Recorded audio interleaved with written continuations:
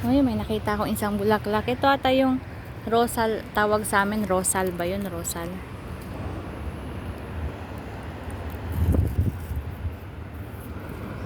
Parang yun nga.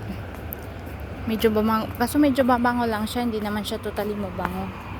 Santan. Santan. Galing naman, may santan nakatanim dito, tas plus ako santita. Di bagay talaga ako dito.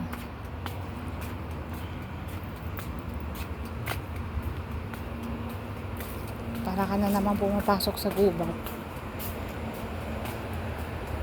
Itong building dito is D ata to. 206D. Oh, bawal daw mag-yoyosi. Dito naman, halatang parang wala talagang tumatambay. O, I mean, walang naglilinis siguro. Kasi, oh,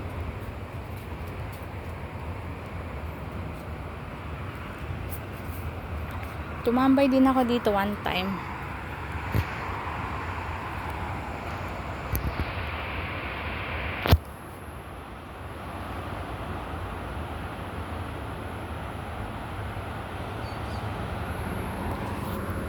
Pag hindi talaga mamahalin yung cellphone mo, hindi talaga maganda yung camera. Dito, maganda lang sa kanila kasi may mga libreng rooftop na may mga halamang-halamang damo. Ito ata pagkain ng ano to, ng baka, kalabaw. Siguro pag doon to sa atin, doon to sa Pilipinas, wala, ubos to lahat.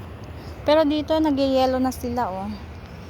Doon din is green sila talaga. Siguro dito may fertilizer to. Dito wala na, nagyayelo na sila. Nilalagyan kasi nila itong mga fertilizer, yung mga dumi ng hayop. Ang baho talaga pag nilalagay sila ng fertilizer. O may mga alaga daw silang mga ibon na ganito, oh. Ito, oh, blue wing pitta.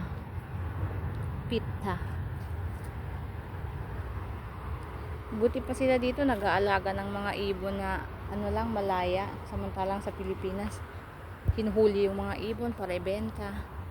Tapos yung iba, nahuhuli ng ibon, tapos inaadobo. O di kaya binabarbecue, piniprito, ganun. Doon nakakain naman ako dati ng ibon din. Pero ngayon hindi na ako nakakakain ng ibon. Ewan ko. Feeling choosy. Siguro dahil naaawa ako, kaya siguro hindi ko makain. Kasi yung nakakain ko lang talaga ngayon, manok, baboy, baka, yun lang.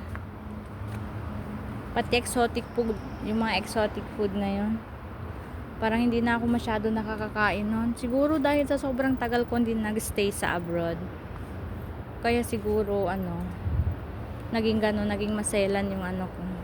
Pero kahit nag-work ako sa Middle East, hindi man ako naging sa baboy. Siguro sadyang naging maselan lang talaga kung kailan tumanda ba, gano'n. Yun, ka, rich kid. May maselan kang nalalaman. Diyan yung namin, yung palaruan ng bata. Hindi siya masyado kita. Basta dyan yung palaruan.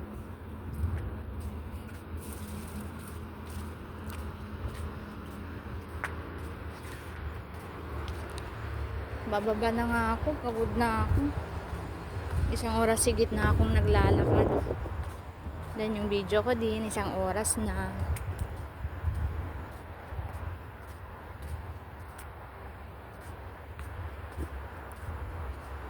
Airplane.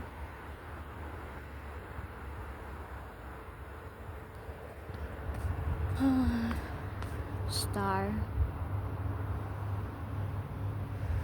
Parang wala akong nakikitang star dito. Dahil ba medyo maliwanag pa yung langit? O wala talagang mga star dito? Ano yun? Yung star nasa bundok lang?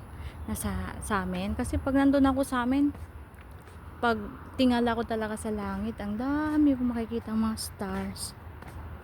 Magsawa ka na lang sa mga stars.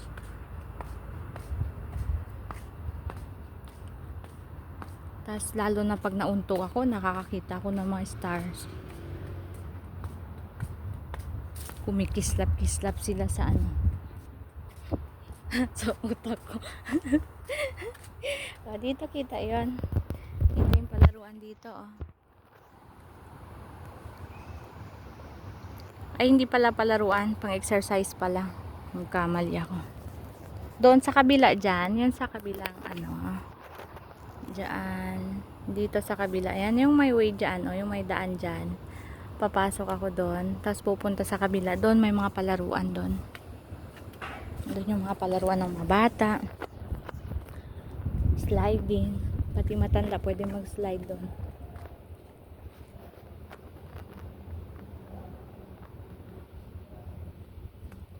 Uwi na ako. Bye bye guys. Bye bye guys sa mata mo. Ano na ako dito? 4 months na ako dito. Pero dito sa ano namin, wala pa akong nakakakilala. Kasi siguro masyado akong mahiyain.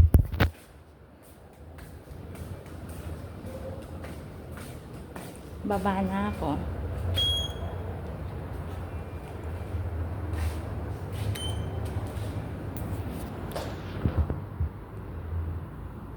Hindi, dito ako mag-aantay pa lang.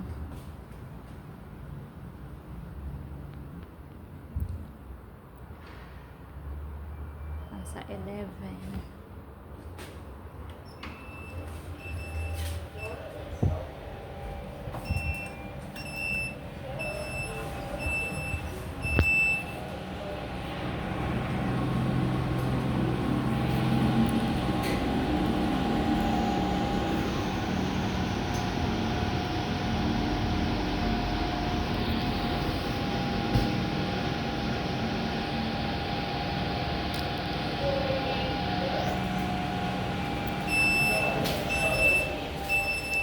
Dito na ako.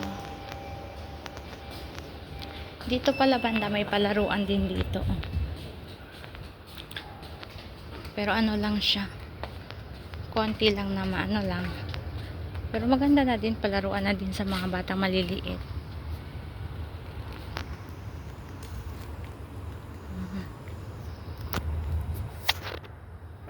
Okay, sige na. Bye-bye na.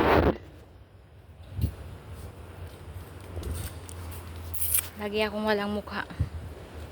Ayaw kasi mag-vlog na nakikita yung mukha ko.